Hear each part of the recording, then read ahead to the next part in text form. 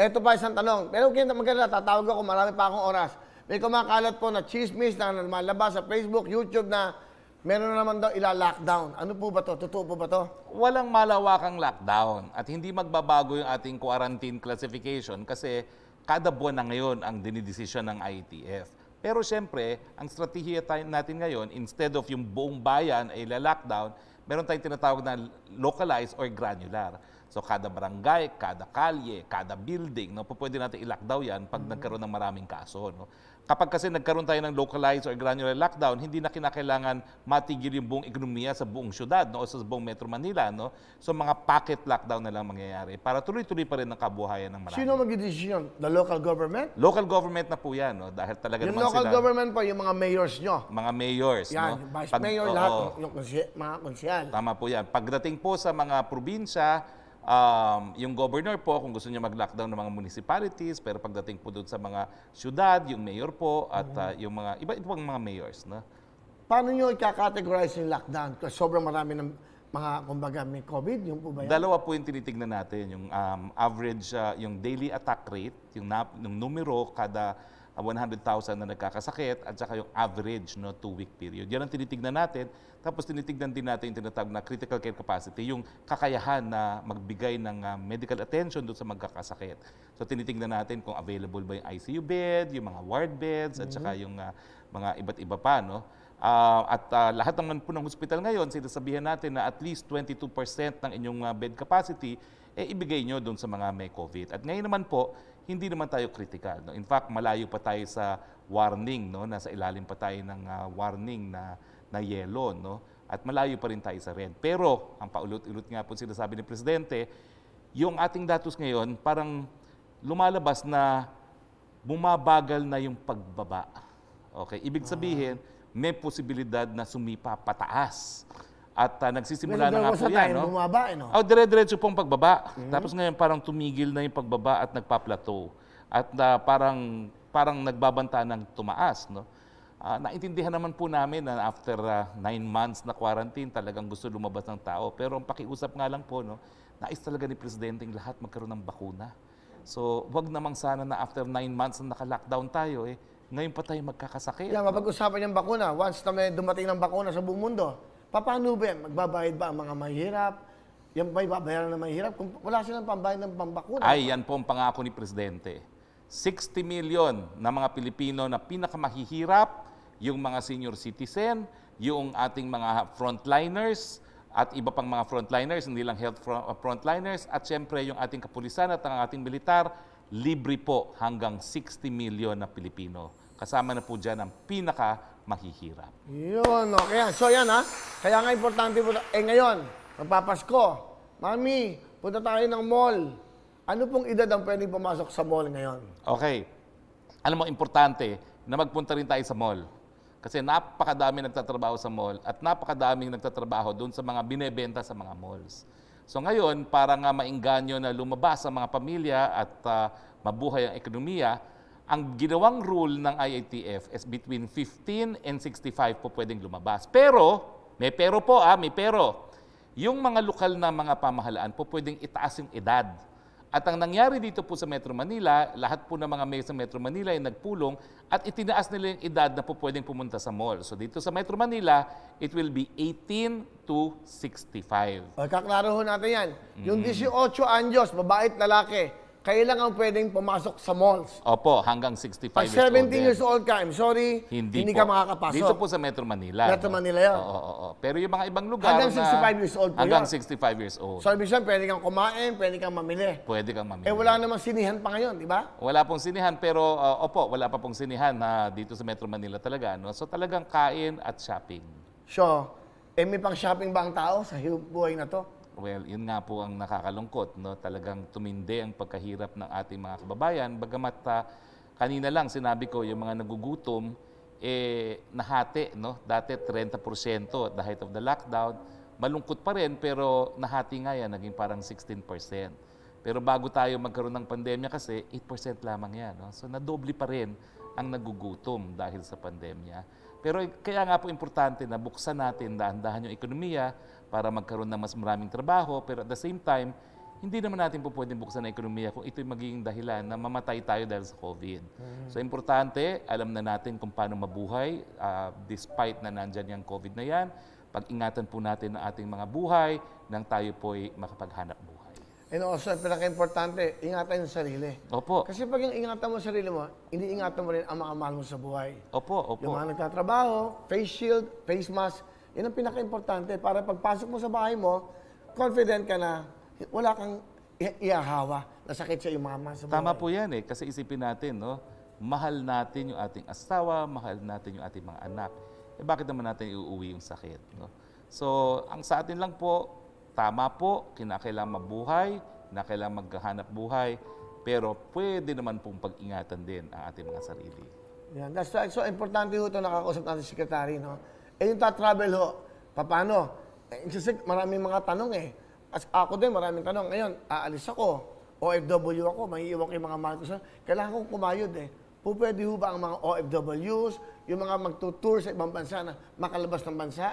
Well, never po natin pinagbawal ang mga OFWs. At ngayon po, pwede na rin lumabas ng bansa. Ang problema, wala namang ganun kadaming bansa na tatanggap ng mga Pilipino dahil sarado pa rin sa mga turista. No? Pero kung gusto nyong lumabas, hindi naman po pinagbabawal. No? Kailangan lamang magkaroon kayo ng yung parang certification na alam nyo yung aberya. Isi-swab ho ba kukuha sila kayo bago ng- umalis?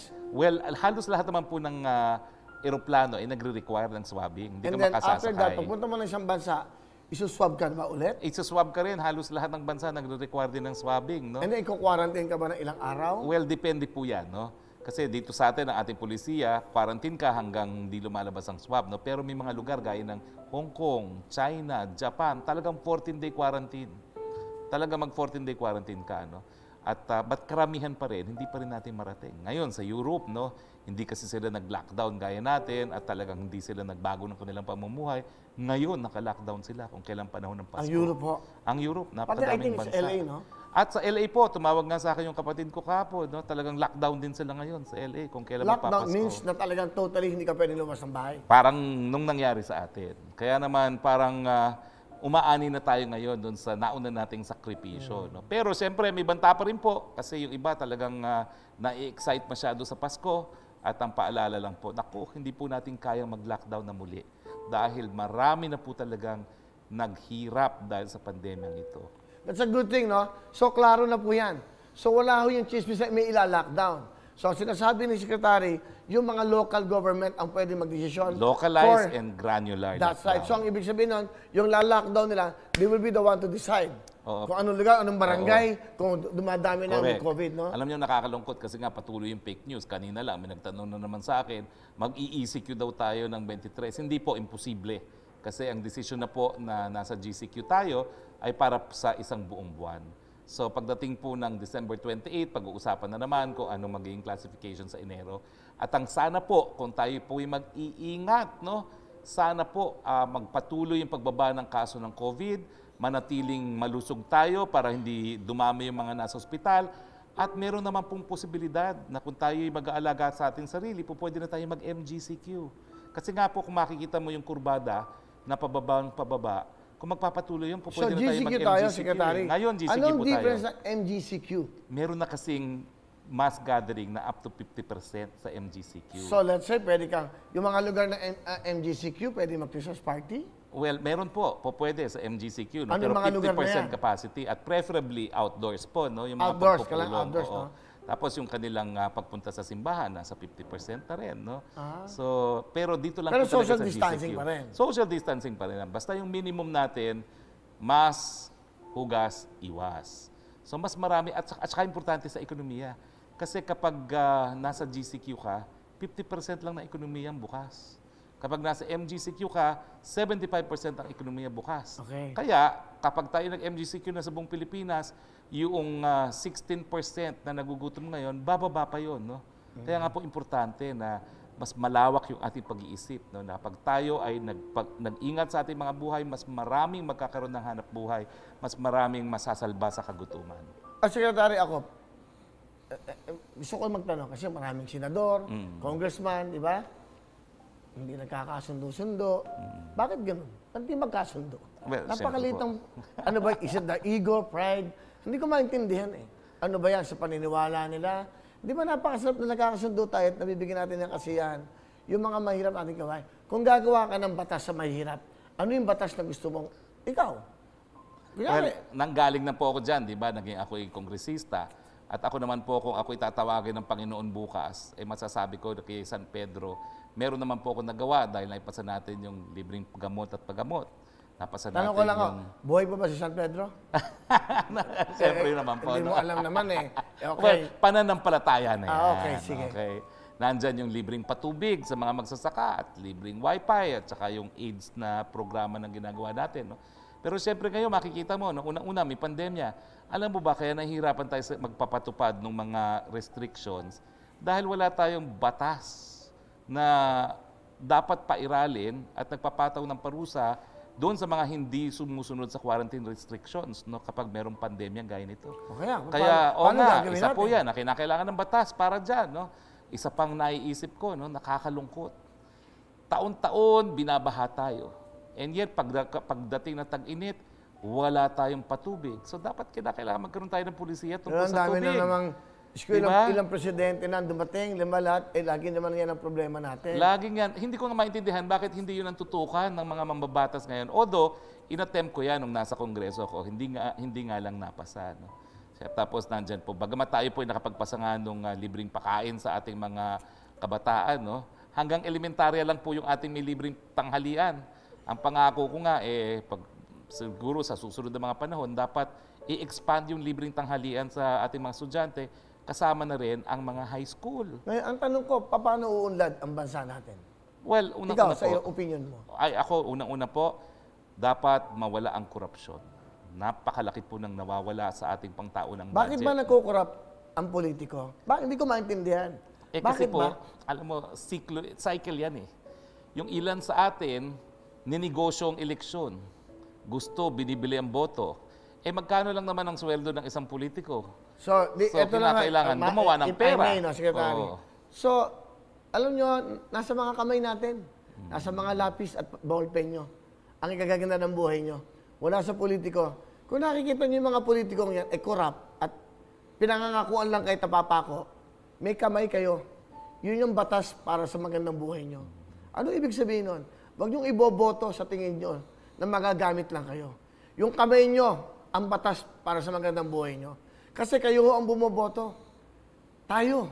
So pag niluklok nyo pa yung mga taong alam nyo, na ganyan ang hangarin, bubulahin ka na, yung palang bigyan ka ng 1,000 sa boto, hindi na maganda intensyon ng politikong yan. Bakit? Kinukurap na utak mo. Ibig sabihin niya, kawawa magiging anak mo at apo mo. Ganun na rin ang mangyayari sa buhay ng mga apo at anak mo. Ako, opinion ko yan. Hindi ako politiko, sekretary, no? Pero kung sakaling ako isang politiko, simple lang gagawin ko. Lalagay ko sa isip at puso ko, puro kabutihan lang ang gagawin ko. Yun lang. Siguro pag naisip mong kabutihan ang gagawin mo, hindi ka mag-iisip ng corruption eh. Di ba? Yung mga perang yan, panandalian lang yan. Lahat ng ito sa mundong ito, pag wala ka na, baliwala na yan. Hindi mo na alam kung kanino mapupunta yan. Sa anak mo, sa magiging apo ng anak mo, hindi na. Pinaghirapan mo hanggang nabubuhay ka, may konti kang pwedeng itulong. Bigay mo na sa mga kababayan natin. Tama po ba yung sekretary? Tama po yan. At kung titignan mo yung karanasan ng mga bansa kung saan sila ang pinakamasasaya, sila ang pinakamayaman, talagang walang korupsyon. Ibig sabihin, yung taong gobyerno, serbisyo lamang, no? Pero hindi mo magagawa yan habang ang naghihirap din yung iyong mga kabataan. Bakit nga naghihirap ang bansa? Kaya nga po hindi naghihirap. Alam nyo, hindi naman natin po pwedeng lagi naman inaasa sa gobyerno, sa presidente, sa senador, sa congressman, sa mayor. Hindi. Para ikaw unlad ng buhay mo, ikaw mismo ang dapat umasenso. Tama po. Ngayon, kung sasabihin wala kaming makakain, talagang wala kang makakakain kung hindi ka gagawa ng paraan. Opo. Hindi ba? Nasa sa'yo pa rin eh. Kung alam mo bawal yung walang face shield, walang face mask, lalabas ka, ikaw ang gumagawa ng problema mo. Tama po. At meron talaga iba na painom-inom lang buong araw, no? Sasabihin nila, wala kaming mga pagkakataon. Hindi totoo, ang dami ko pong mga kilala. Yung aking kapitbahay sa kabundukan, no? Si Samuel, no? Ang dami niyang anak, 8. Pero ang kanyang hanap buhay nagtatanim. At mabuti na lang sa bundok naman ng Benguet, kahit anong itanim mo, tumutubo. No? Talagang masipag lang siya at hindi siya tumatanggap na siya'y maghihirap. Lumalaban. Malaking bagay ho itong usapan na to kasi ako, gusto ko din naman kumbaga, yung feeling ko lang, no? Na, tama naman siguro yung sinasabi ko na Ay ka-asenso mo, ikaw eh. Tama po Kung may yan. madumi kong bakuran mo, linisin mo. Bakit mo aasa sa mga basurero? Tama po. Tulungan mo rin yung basurero. Kasi ikaw din niya di ba, madudumi yan sa bakod mo. Parang ganun lang ho eh. Di ba, dumi mo, linisin mo. Huwag mong iasa. Alam mo nang bawal itong gagawin at simple lang ho ang pag-asenso ng bawat tao. Ikaw ang magmamanage ng sarili mo, hindi kapitbahay mo, hindi ibang tao. Ikaw pa rin ang mag-decision kung magda-drugs ka o hindi. Ikaw pa rin ang magsasabi kung tama o mali ang gagawin mo. Kaya sa decision mo, magandang ikabubuhay mo. Secretary, thank you so much. But anyway, ako, salamat. Binigyan kami ng pagkakataon. Importante po kasi ito, kasi magpapasko, hindi natin alam. Ano pa ba ang pwede nyo idagdag na pwede namin matutunan o pwede namin dapat gawin sa pagdating ng 2021? Well, nasabi na po natin lahat yung mga guidelines ng IATF. Pero gaya na akin sinabi kanina, tuloy pa rin po ang Pasko. Dahil ang Pasko naman ay hindi tungkol sa pagpaparty. Ang Pasko ay tungkol sa pag-ibig na binigay sa atin ng Panginoon, yung kaisa-isa niyang anak. So, yan po ang ating isipin, no? Going back to basics tayo. Christmas is about love, it's about family, it's about friends. Hindi naman po kinakailangan yung mga pagtitipon na magarbo. Kinakailangan lang magmahalan tayong lahat. Mr. Dasher, spokesperson, Secretary Roque, sir, thank you so much for your time. Maraming salamat po. Karangalan ko Anytime. talaga, Kuya Will. Alam mo, sa totoo lang, nagpapaalam ho kami kay Atty. Gozo, no? Nung sinabi ko na si Secretary Harry Roque, sinabi niya na okay kasi para malaman natin ng ating mga kababayan kung ano ho ang mga dapat natin gawin. Kasi siya po ang katabi ng Presidente. Kung meron silang meeting, tuwing nag-a-announce sa Presidente na ano dapat natin gawin. So, kamusta ho ang Presidente? Mabuti naman po, no? Abalang-abala siya dahil ang talagang standing order niya, kinakailangan makarating sa atin ang bakuna sa lalong mabilis na panahon. Dahil nung sinabi sa kanya na mga April pa raw darating ang bakuna, sabi niya, hindi. Gumawa kayo ng paraan na dumating na mas maaga dahil ako mismo hindi na ako makakaantay ng hanggang April. Kaya double time naman po yung ating vaccine SAR, no? At tinatawag nga nating boy bakuna, si Secretary Galvez. No? At sinusubukan naman po natin ang lahat para mas makarating sa atin ang bakuna. Kung hindi Marso, baka po pwede pang ang Pebrero. Pero no promises. No? Ang promise lang po ay gagawin ng lahat para makarating ang bakuna sa lalong mabilis na panahon. Yun. Ngayon, ito naman ang huling kong katanungan, Secretary. Ano naman ang mensahe mo sa mga politiko na nagsisilbi sa bayan? Well, alam niyo po, ang pagsisilbi naman po sa bayan, yan po ay hindi po yan obligasyon na dapat ay isang tabi o yung tinatawag sa English to be taken lightly. No? Binigyan po kayo ng tiwala ng taong bayan at may dahilan po yan. Dahil umaasa sila na gagamitin natin ang kapangyarihan ng gobyerno para mas magkaroon ng pag-unlad ng buhay ang ating mga kababayan. Sana po, huwag nating sayangin ang pagkakataon na binigay sa atin para maglingkod. Very well said. Thank you so much. Presidential Spokesperson, Secretary Harry Roque, thank you, sir. Pag anytime na pwede pa kayong pumunta rito at malaman pa namin yung mga pagbabago, especially this coming 2021. Sir, thank you so much and good luck and God bless you, sir. And thank you so much for being here. Maraming salamat din, Kuya Will, at Merry Christmas sa iyo at Merry Christmas sa inyong lahat. Hello mga kapuso! Ako po si Ipon. Minabati ko unang-una dyan mga kaipo natin, mga kaskwami ko dyan. Nagustuhan nyo ba ang video na to? Marami pa kaming inanda para sa inyo. Mag-subscribe lang sa Wowin YouTube channel. Tsaka, don't forget to hit the, the bell button para lagi kang updated. Yun lang!